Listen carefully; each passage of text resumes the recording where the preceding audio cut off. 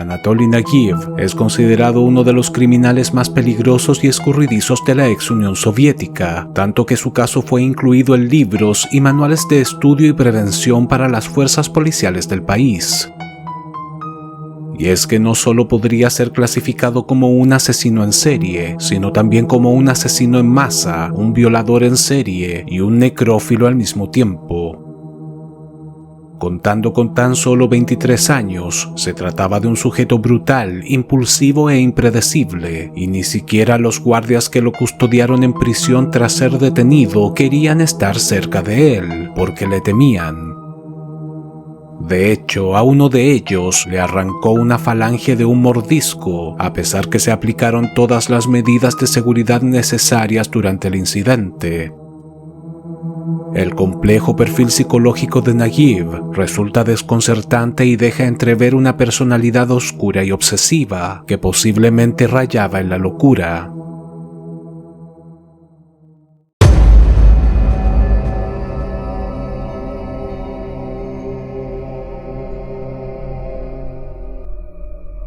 La noche del viernes 4 de julio de 1980, en la estación de ferrocarriles de la ciudad de Kursk, un grupo de personas que se disponían a abordar el vagón número 7 del tren Kharkov-Moscú comenzaron a gritar y alertaron a los guardias de que algo malo había ocurrido dentro. El piso y las paredes estaban completamente cubiertos de sangre y resultaba evidente que en el lugar se había producido una verdadera matanza, aunque no había ningún cuerpo. Un par de agentes ingresaron al carro para registrar la escena y abrieron uno a uno los compartimentos de pasajeros. En los números 2 y 6 había una gran cantidad de sangre sobre los asientos y escurriendo por los vidrios de las ventanas. Sin embargo, tampoco se hallaron cadáveres. Intentaron abrir el compartimento número 7, pero estaba cerrado por dentro. Comenzaron a golpear la puerta y finalmente les abrió un sujeto identificado como Alexander Prilutsky, el electricista del tren. Al ser interrogado, el hombre se mostró confundido. Afirmó que horas antes, al salir de la estación de ferrocarriles de Kharkov, dentro del vagón iban 2 supervisoras y un par de pasajeras. Tras terminar sus labores, se acostó en los asientos de uno de los compartimentos y durmió toda la noche. Prilutsky aseguró no haber escuchado nada extraño durante el trayecto, pero la policía dudaba de la veracidad de su testimonio y se convirtió en el principal sospechoso de la desaparición de las 4 mujeres. Los agentes creían que Prilutsky las había asesinado y posteriormente lanzó los cadáveres desde las ventanas del tren en movimiento, por lo que rápidamente se pusieron en contacto con las autoridades de las ciudades ubicadas entre Kharkov y Kursk para que los ayudaran a registrar las vías. Pocas horas más tarde, 4 cuerpos serían hallados a una distancia de 29 kilómetros uno del otro, entre las estaciones Talnoikon y Stanovoy Kolodez, en el Oblast de Oriol, a unos 150 kilómetros de Kursk.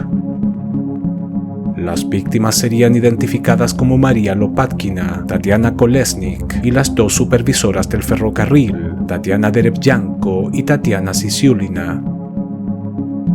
Las autopsias revelaron que las 4 mujeres habían sido asesinadas de varias puñaladas en el pecho y el cuello y posteriormente violadas. El asunto causó gran preocupación entre las autoridades soviéticas.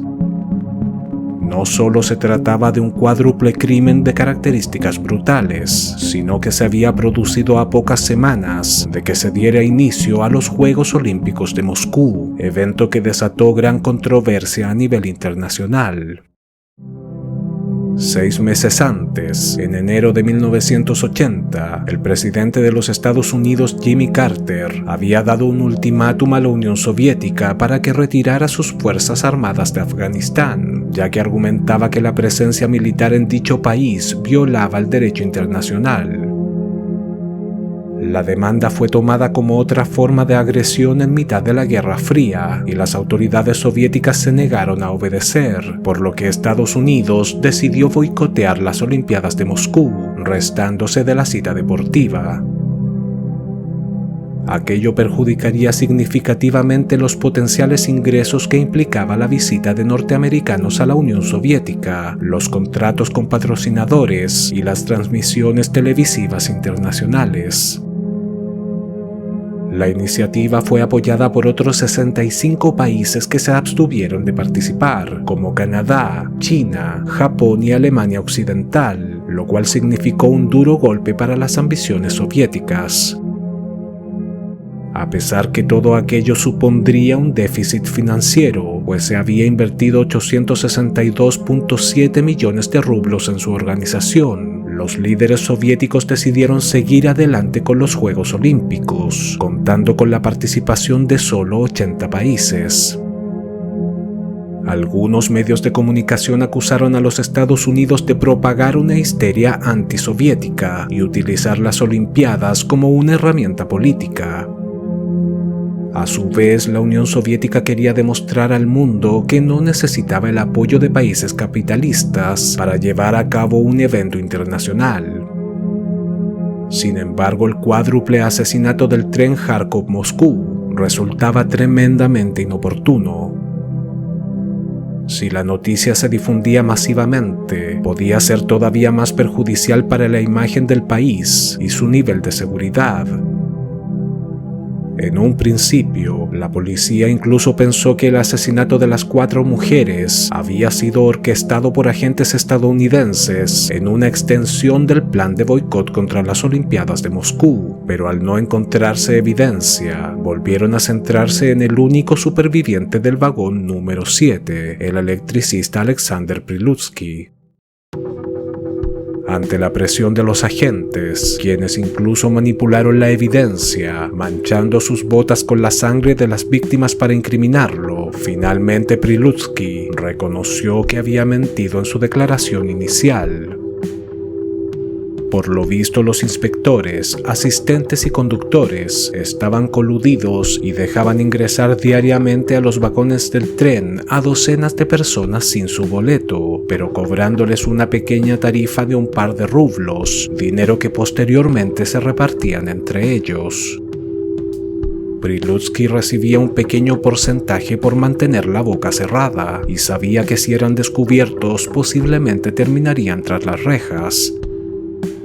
Es por este motivo que tenía miedo de confesar a la policía que aquella noche había otro pasajero en el vagón, uno que lo había abordado en la estación de trenes de Kharkov, pagando de manera ilegal a una de las supervisoras que posteriormente asesinaría, Tatiana Sisyulina.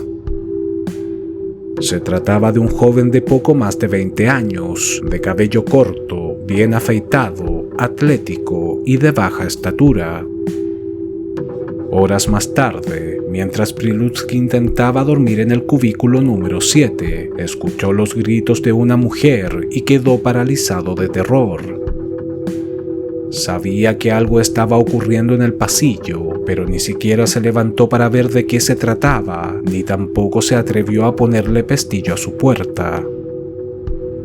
Minutos más tarde, el mismo joven de la estación de Kharkov ingresó a su cuarto con la ropa completamente ensangrentada y un cuchillo de caza en la mano.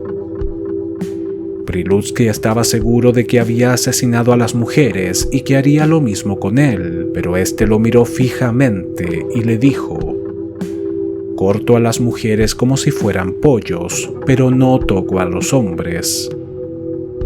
El sujeto dio la media vuelta y cerró la puerta con cuidado. En las horas siguientes, Prilutsky se quedó encerrado en su cubículo, esperando que el asesino regresara para matarlo, pero no lo hizo.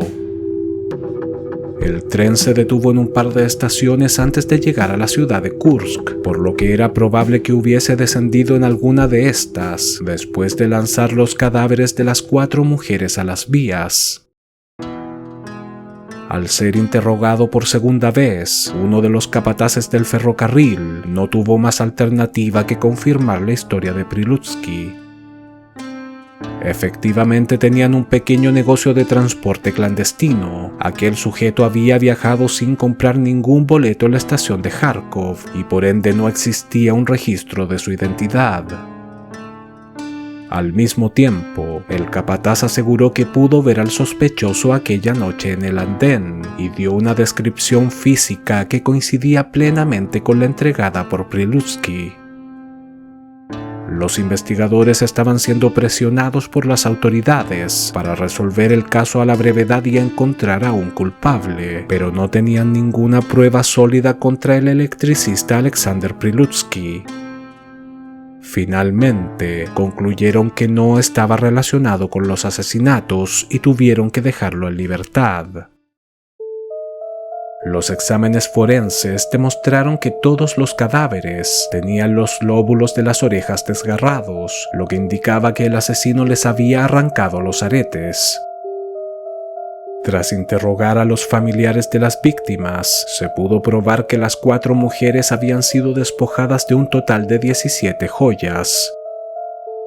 La primera pista relevante surgió cuando el esposo de una de las fallecidas describió una valiosa sortija de oro que le había regalado, la cual tenía un diseño vistoso y distintivo. La policía realizó un dibujo del anillo, el cual fue distribuido en todas las joyerías y las casas de empeño de la Unión Soviética, pues tenían la esperanza de que el asesino intentara venderlo. La instrucción era que si alguno de los encargados de estos sitios recibía la joya, debía comunicarse inmediatamente con las autoridades. 4 días más tarde, el 8 de julio, un joyero de apellido Nikishin llamó por teléfono al departamento de policía de Kursk para informar que un sujeto joven y de corta estatura se había presentado en su taller con la misma sortija de la descripción en su dedo meñique, asegurando que no podía quitársela. Nikishin le dijo que tendría que cortarla cuidadosamente porque el dedo estaba hinchado y lo citó media hora más tarde, momento que aprovechó para comunicarse con las autoridades. El sospechoso, identificado como Gregory Dugin, de 25 años, sería detenido por un grupo de agentes cuando regresaba al taller de Nikishin para que cortara el anillo. Dugin tenía varios antecedentes penales por hurto y robo, y coincidía plenamente con la descripción entregada por los testigos, pero insistió en que no había matado a nadie y que la joya se la había regalado un amigo que vivía en la ciudad de Igov, llamado Anatoly Nagiv, de 22 años. Según los archivos policiales, Nagiv había estado encarcelado cuando tenía apenas 17 años por un caso de violación, por lo que se convirtió en un sujeto de interés para los investigadores. Estos se dirigieron inmediatamente a su vivienda, en donde fueron recibidos por su madre, la cual afirmó que Nagiv se encontraba en la ciudad de Dnepropetrovsk desde hacía 2 semanas visitando a una novia, aunque desconocía la dirección exacta. Al ser informada de la investigación en curso, la mujer aseguró que su hijo era un joven desequilibrado y sumamente agresivo, que incluso la tenía amenazada de muerte. Los oficiales registraron toda la casa en busca de pistas y no pudieron hallar nada que lo inculpara de los crímenes. Sin embargo, en cierto momento, uno de los agentes miró dentro del refrigerador y en uno de los compartimentos encontró una pequeña libreta que contenía los nombres y direcciones de 319 mujeres de distintas regiones del país. En un principio no quedaba claro si se trataba de personas a las cuales conocía, amigas por correspondencia, o si estaba realizando un seguimiento a potenciales víctimas, considerando que Nagiv tenía antecedentes por violación. Pero los investigadores pronto notaron que en la lista se incluían además algunas celebridades de la época, como Sofía Rotaru, Edita Pieja y la afamada cantante y actriz Alla Borisnova Pugacheva. Por aquel entonces, Pugacheva se encontraba en pleno auge de su exitosa carrera, y su influencia como ícono musical y símbolo sexual tuvo un notable impacto en las mujeres soviéticas, quienes la admiraban. Protagonizó varias películas y aparecía en diversos programas de televisión interpretando sus propias canciones o concediendo entrevistas, por lo que había alcanzado gran popularidad en la Unión Soviética y algunos países de Europa. El hecho de que su nombre apareciera en la lista de Nagiev resultó preocupante, sobre todo porque junto a él estaban anotados todos los hoteles donde la cantante solía alojarse cuando viajaba a Moscú, una palabra obscena y el dibujo de una enorme cruz. Los detectives visitaron la casa de una hermana de Nagiev y tras una breve búsqueda encontraron un par de aretes que el sospechoso le había regalado semanas antes, los cuales pertenecían a una de las víctimas del tren Kharkov-Moscú. Tras este hallazgo, se ordenó la captura inmediata de Anatoly Nagiev. Oficiales de policía, escuadrones del Komsomol, el director de asuntos internos e incluso agentes de la KGB se sumaron a la investigación y desplegaron un amplio operativo en las ciudades de Kursk, Dnepropetrovsk, Moscú y sus alrededores para detener al sospechoso a como diera lugar antes de que comenzaran los Juegos Olímpicos. Este sería descrito como un joven de 22 años, de 1,65 m de estatura, ojos claros, cabello oscuro y cuerpo atlético. Y a pesar que la fotografía de Nagiev fue distribuida a todos los departamentos de policía y se detuvo a una docena de sospechosos, la búsqueda resultó infructuosa. Finalmente, las Olimpiadas darían inicio el 19 de julio de 1980 y las autoridades estaban intranquilas ante la posibilidad de que el asesino volviera a actuar. Si aquello ocurría, no solo causaría pánico en la población, sino también en los miles de visitantes que estaban hospedando en la zona de Moscú. Cuando las actividades olímpicas concluyeron el día 3 de agosto, los mandatarios soviéticos sintieron cierto alivio, pues no se había registrado ningún crimen especialmente violento. Aún así, incrementaron la presión sobre la familia de Nagiev para que les entregaran cualquier pista que ayudara a detenerlo. Para aquel entonces, los detectives estaban sumamente frustrados. Pensaban que el asesino podía haber huido al extranjero y que dar con su paradero sería imposible.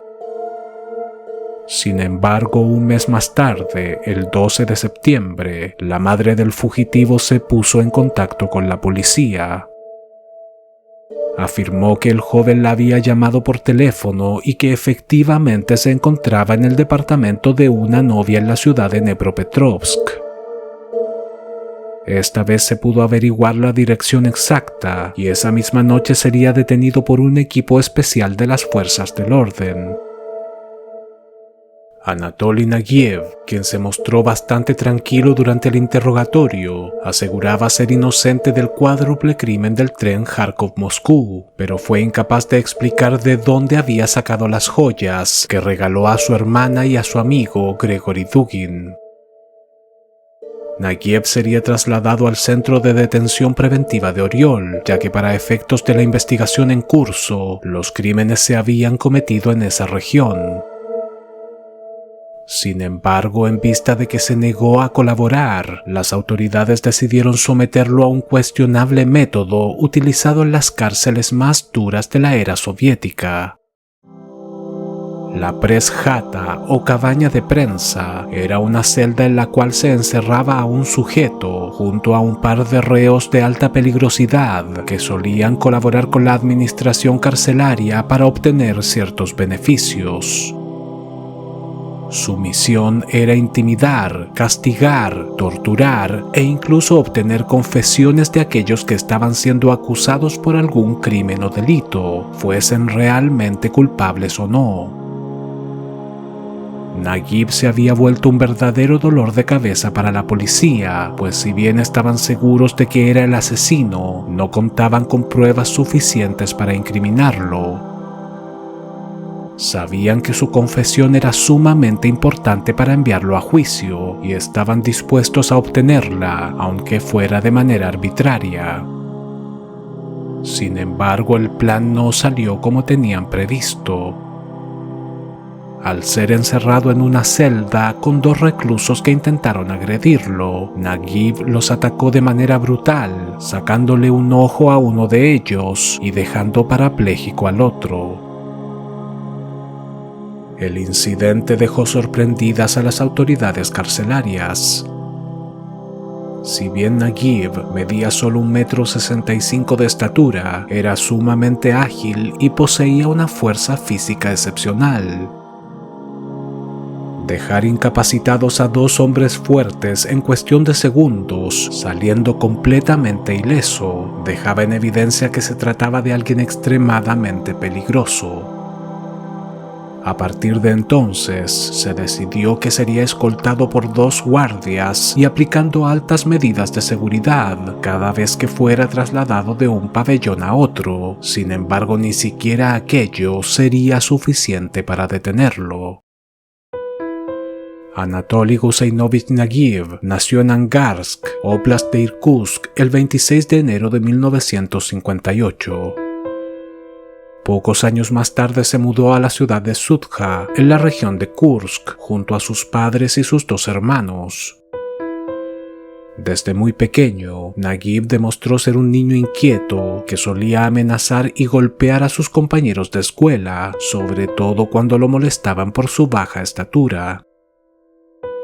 Durante la adolescencia, comenzó a realizar todo tipo de deportes de manera obsesiva, principalmente el levantamiento de pesas, y desarrolló una gran condición física, pues aseguraba que su sueño era unirse a un circo y recorrer el mundo.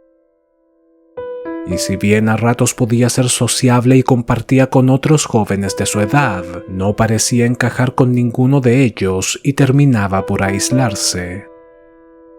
Naguib parecía ser un paranoico que desconfiaba de todo su entorno, sobre todo de las mujeres, a las que odiaba y deseaba a partes iguales. Cuando intentaba entablar una conversación con una de ellas y no reaccionaban a sus avances amorosos, se enfurecía y asumía que lo estaban despreciando debido a su baja estatura. Aún así, ciertas fuentes aseguran que algunas de sus compañeras de escuela lo encontraban atractivo justamente por su físico, pero jamás se involucró con una de ellas. Sus incipientes fantasías sexuales, alimentadas por su misoginia y frustración, fueron degenerando en una necesidad de dominar, castigar y abusar de aquellas chicas que no parecían demostrar interés en él, y en mayo de 1975, a la edad de 17 años, cometería su primer delito cuando violó a una asistente del laboratorio de su escuela.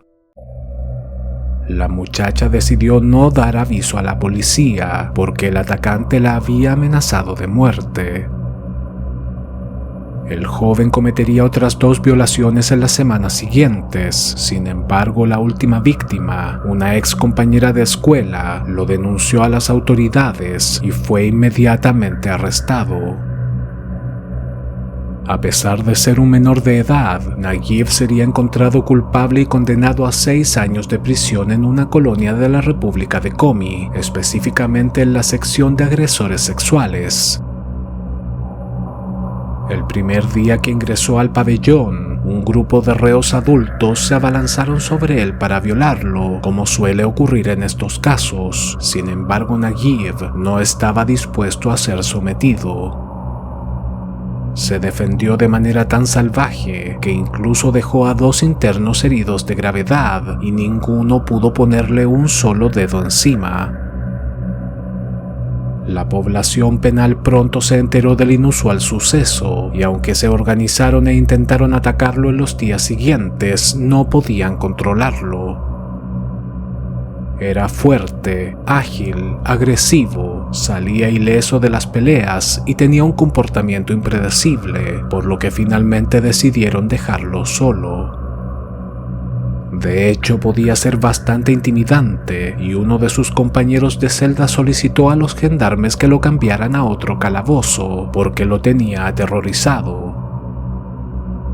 Fue entonces que Naguib recibiría el apodo de El Loco y se ganó el respeto de los otros presidiarios a pesar de su corta edad. Curiosamente, su temible reputación en los pabellones contrastaba con su buen comportamiento hacia las autoridades del penal, pues seguía al pie de la letra todas las indicaciones que le daban los funcionarios y jamás les faltó el respeto. En 1978 se estrenaría en los cines la película La mujer que canta, protagonizada por Alla Pugacheva. La mujer de 29 años se encontraba en la cima de su carrera y se había convertido en el orgullo de la Unión Soviética, por lo que dicho film incluso se proyectó en algunas cárceles para entretener a los presidiarios. Al igual que millones de soviéticos, Naguib ya había escuchado varias veces canciones de Pugacheva por la radio, pero cuando la vio por primera vez en una película, quedó impresionado. Acudía a diario a la biblioteca de la prisión para buscar recortes de prensa y escuchar sus discos, los cuales estaban disponibles para toda la población penal. Naguib estaba tan obsesionado con Pugacheva que soñaba con salir de prisión, dar con su paradero y bajo cualquier pretexto entablar una conversación con ella, enamorarla y convertirse en su amante.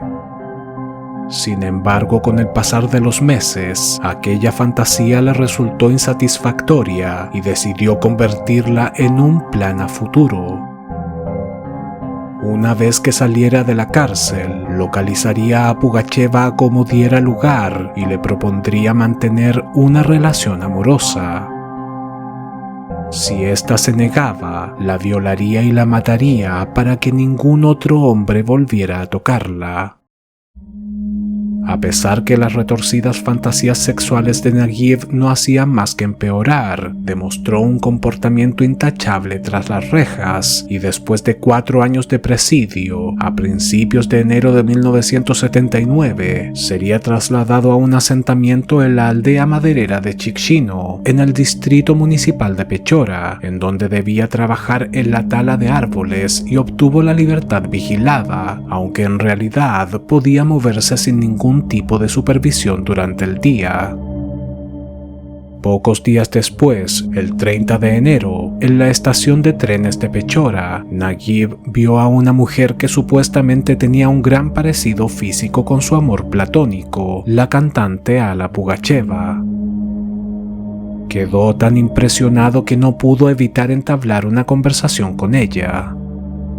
La mujer, identificada como Olga Demyanenko, estaba buscando a un hijo desaparecido cuando Naguib le prometió que la ayudaría a encontrarlo. A pesar que se trataba de un desconocido, Demyanenko confió en él y lo invitó a su departamento, pero una vez que ingresaron a la vivienda, Naguib la golpeó en el rostro, sacó un cuchillo y la apuñaló más de 30 veces antes de violar su cadáver y darse a la fuga. El cuerpo de Olga Demyanenko sería encontrado 3 días más tarde y la policía fue incapaz de resolver el crimen, pues no existía ningún testigo ni tampoco un sospechoso. Los exámenes forenses confirmaron que había sido abusada después de morir y se obtuvieron muestras de esperma del agresor, pero no tenían a nadie con quien compararlas y el caso se enfrió rápidamente.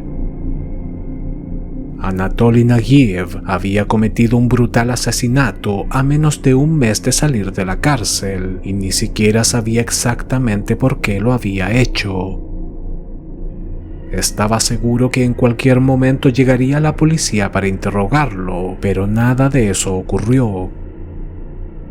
Continuó trabajando en la tala de árboles hasta que el 28 de mayo, mientras viajaba en un vagón prácticamente vacío de un tren con dirección Ukhta-Pechora, se topó con una joven identificada como Nadezhda Kravchenko. Naguib comenzó a hablar con ella de manera amistosa, sin embargo en cierto momento le propuso mantener relaciones sexuales en uno de los cubículos. La chica se sintió ofendida y respondió de forma grosera, tras lo cual el atacante la introdujo a la fuerza en uno de los compartimentos, en donde la asesinó de 2 puñaladas en el pecho con un cuchillo y la violó. Posteriormente ocultó el cuerpo bajo los asientos, en un espacio destinado al equipaje de los pasajeros, y bajó en la siguiente estación sin despertar sospechas.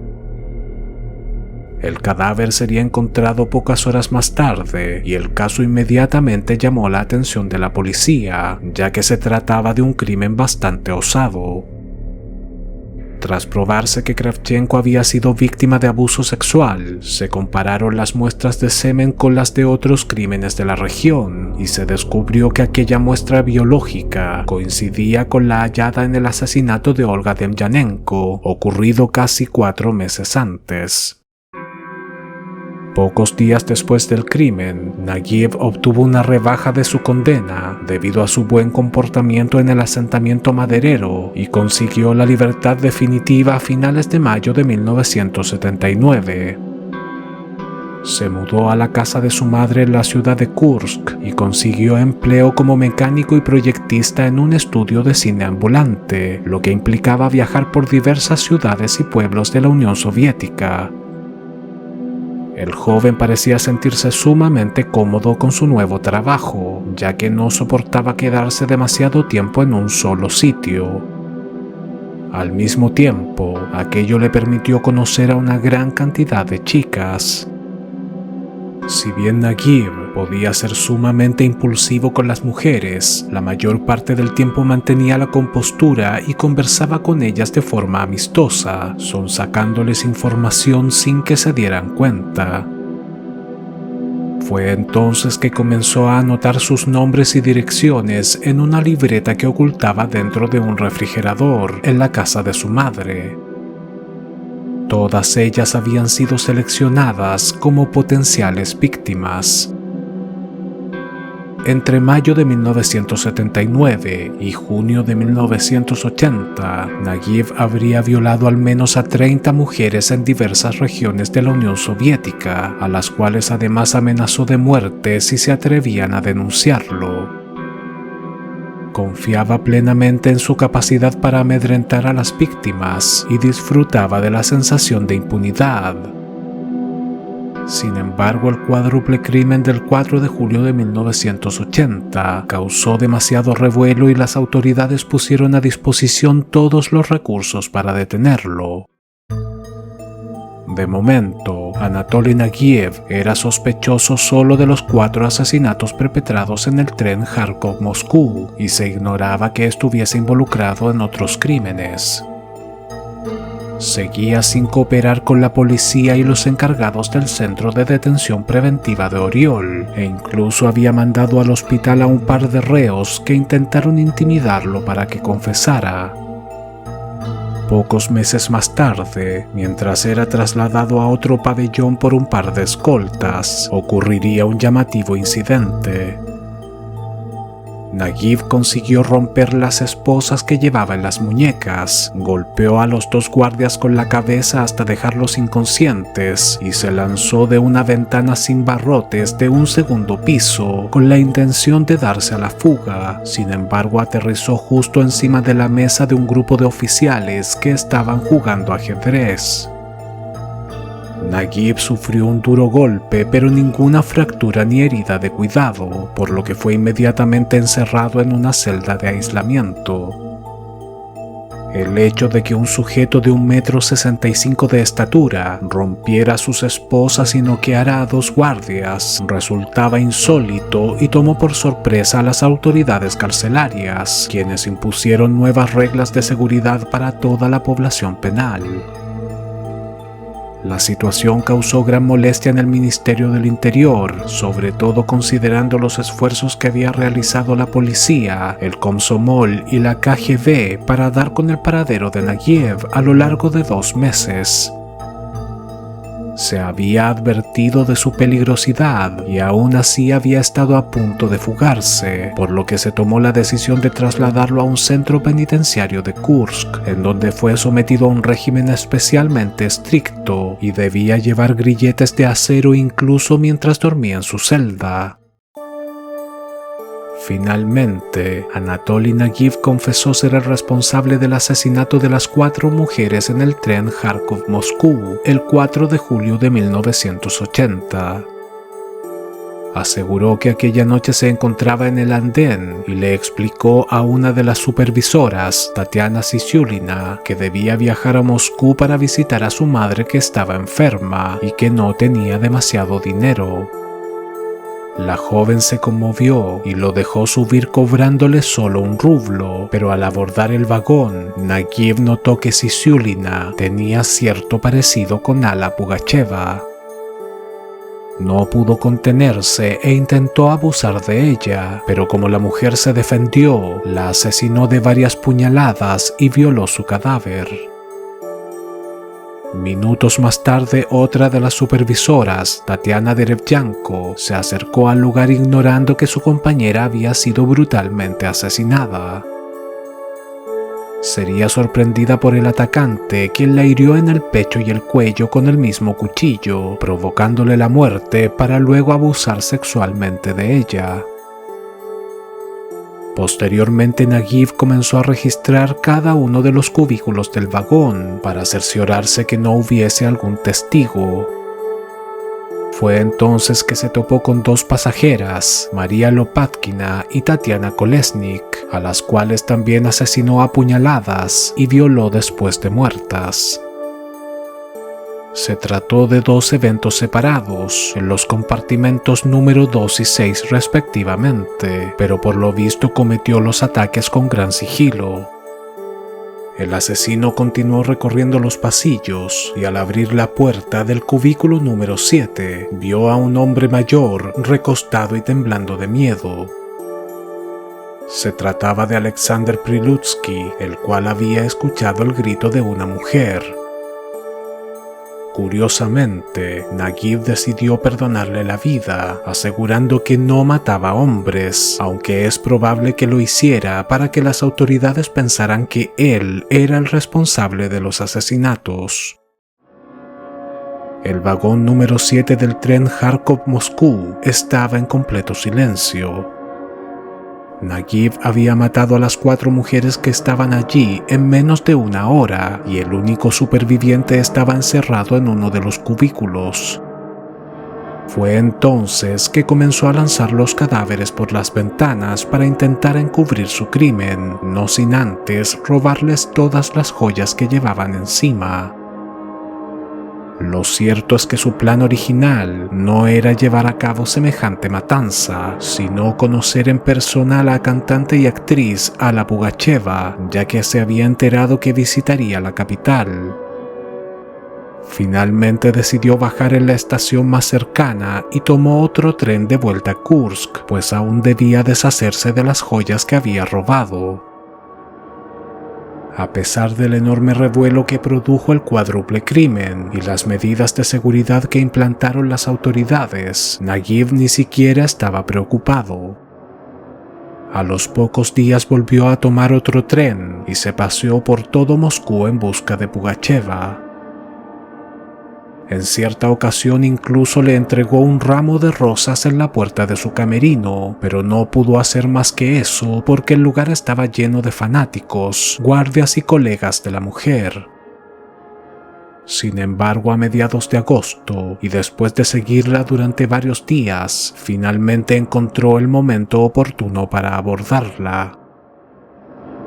Cuando Alla Pugacheva subía las escaleras y se disponía a ingresar a su cuarto de hotel, ubicado en el número 37 de la calle Gorky, Nagiv se le acercó por la espalda con un cuchillo entre sus ropas. En ese mismo momento, una mujer de edad avanzada que trabajaba como conserje lo descubrió y comenzó a regañarlo, pensando que se trataba de un fanático de la artista que había entrado al lugar sin autorización. Al verse sorprendido, se retiró rápidamente sin decir una sola palabra, aunque la anciana recordaría tiempo después que parecía furioso, sudaba y tenía los ojos desorbitados. Además de confesar más de 30 violaciones, Anatoly Naguiev también reconoció haber asesinado a Olga Demyanenko y Nadezhda Kravchenko en 1979 en la ciudad de Pechora, tomando por sorpresa a los investigadores, pues si bien ambos casos habían sido relacionados entre sí, jamás se imaginaron que tenían frente a ellos al responsable. Tras ser sometido a evaluaciones psicológicas y psiquiátricas, algunos expertos determinaron que Naguiev sufría del llamado síndrome de Napoleón, término que describe una supuesta tendencia de las personas de baja estatura a comportarse de manera provocadora, dominante o excesivamente competitiva. Naguiev pasaba varias horas al día realizando todo tipo de ejercicios. Mantenerse en excelente estado físico, desarrollar una gran fuerza y tener conductas antisociales, violentas e impredecibles, parecían ser su forma de compensar el hecho de que solo medía 1,65 m de estatura, una característica que claramente lo acomplejaba. A pesar que sus actos de necrofilia y la obsesiva fijación con la cantante Alla Pugacheva parecían indicar que sufría algún tipo de enfermedad mental, lo cierto es que Naguiev intentó encubrir sus crímenes de una u otra forma, lo que indicaba que era consciente de lo que estaba haciendo. Tras asesinar a las 4 mujeres en el tren Kharkov-Moscú a principios de julio de 1980, dejó vivo al electricista Alexander Prilutsky para confundir a los investigadores. Poco después, cuando le regaló el anillo de oro de una de sus víctimas a su amigo Gregory Dugin, probablemente supuso que la policía buscaría aquella joya tan característica y quedarían con él, convirtiéndolo en el principal sospechoso. Al igual que Naguiev, Dugin era joven, atlético y de baja estatura. Si el único superviviente del tren Kharkov-Moscú había colaborado con las autoridades y descrito al asesino, seguramente mencionaría dichas características. A diferencia de lo que muchos pensaban, Naguiev demostró ser un sujeto bastante inteligente, carismático y manipulador. Había obtenido los nombres y direcciones de más de 300 jóvenes de distintas regiones de la Unión Soviética, simplemente charlando, lo que dejaba en evidencia que sabía contenerse cuando perpetrar un crimen o un delito no resultaba conveniente. En consecuencia, los psiquiatras llegaron a la conclusión que Anatoly Naguiev estaba capacitado para enfrentar un juicio, y el 2 de julio de 1981, el Tribunal Regional de Kursk lo encontró culpable de 6 asesinatos, 30 violaciones, y lo condenó a la pena de muerte por fusilamiento. Durante todo el proceso, Naguiev se mostró sumamente alterado. Hablaba incoherencias, lanzaba amenazas e incluso intentó agredir a un oficial y al jurado. Probablemente intentaba demostrar que estaba loco y que no debía ser condenado a la pena capital. Sin embargo, su estrategia no funcionó. Un mes más tarde, a principios de agosto, se ordenó que el asesino fuera trasladado hasta la prisión de Novocherkassk para ser ejecutado. El día 19 de agosto, Naguiev y un grupo de reclusos viajaron desde Kursk y descendieron en la estación de ferrocarriles de Kotunok, a las afueras de la ciudad de Novocherkassk, acompañados por varios guardias. Y si bien el procedimiento parecía marchar con normalidad, en cierto momento Naguiev comenzó a correr y se lanzó bajo las ruedas de un tren en movimiento. Los agentes no pudieron hacer demasiado. Solo esperaron a que el tren terminara de salir del andén para recoger el cuerpo. Sin embargo, no había ningún cadáver sobre las vías. Anatoly Naguiev se había dado a la fuga.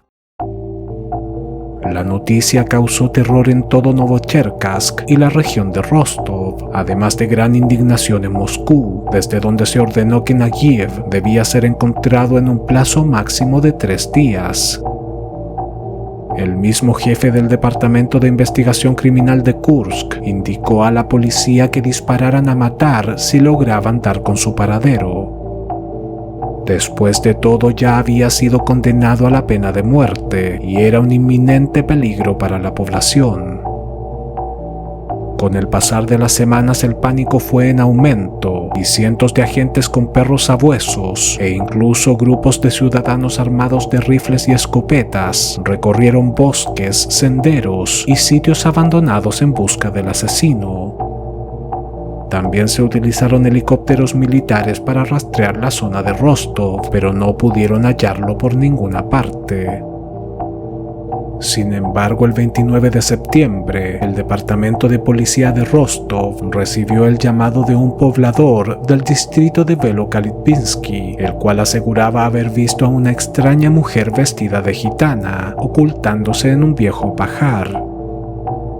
Lo llamativo, sin embargo, era que cubría completamente su rostro, tenía hombros anchos, caminaba erguida y era de baja estatura. De inmediato, un par de oficiales se dirigieron hasta el lugar indicado y encontraron una pequeña choza en donde había trozos de pan fresco y botellas de leche. Si realmente se trataba de Anatoly Nagiev y aquel era su escondite, podía regresar en cualquier momento, así que los agentes decidieron separarse y registrar el área. El oficial Nikolai Efremenko se encontraba solo en los alrededores cuando se topó de frente con la supuesta gitana. Sin embargo, ésta se echó a correr rápidamente en dirección a la cabaña. Tras una breve persecución, Efremenko la apuntó con su arma de servicio y le ordenó que se identificara. Sin embargo, al verla de frente, se dio cuenta que no se trataba de ninguna mujer, sino de un joven que lo miraba fijamente y que de manera sorpresiva sacó una escopeta de doble cañón de entre sus ropas. Afortunadamente, Efremenko fue más rápido y pudo efectuar varios disparos, abatiendo al sospechoso, que poco después sería identificado como Anatoly Nagiev, de 23 años. En total había recibido 15 tiros, pero seguía con vida y fue trasladado inmediatamente a un hospital. Según algunas fuentes periodísticas, el médico que trató a Nagiev no estaba dispuesto a salvarle la vida a semejante asesino. Realizó la operación sin esterilizar los instrumentos quirúrgicos, utilizó sangre infectada para la transfusión e incluso orinó sobre una de las heridas. A pesar de todo, Nagiev consiguió recuperarse y sería nuevamente enviado a la prisión de Novocherkassk a la espera de su ejecución. Tras aquel incidente, el comportamiento de Nagiev tras las rejas se volvió cada vez más errático y agresivo. En cierta ocasión rompió una cuchara y se rajó el estómago, por lo cual tuvo que ser derivado hasta la enfermería del penal. Si bien la herida requería de ciertos cuidados, las autoridades no estaban dispuestas a llevarlo a un hospital y correr el riesgo de que intentara fugarse nuevamente, así que solo recibió un par de puntos de sutura y fue enviado de vuelta a su calabozo. Finalmente, el 5 de abril de 1982, Anatoly Nagiev sería escoltado hasta uno de los patios de la prisión de Novocherkassk para ser ejecutado. Sin embargo, tras un violento forcejeo, mordió el dedo de uno de los guardias y le arrancó una falange. La ejecución se postergó por un par de horas y Nagiev declaró que cortarle el dedo a uno de sus celadores ameritaba que se le impusiera un nuevo cargo por agresión y que fuera juzgado por un tribunal, pero su estrategia no funcionó.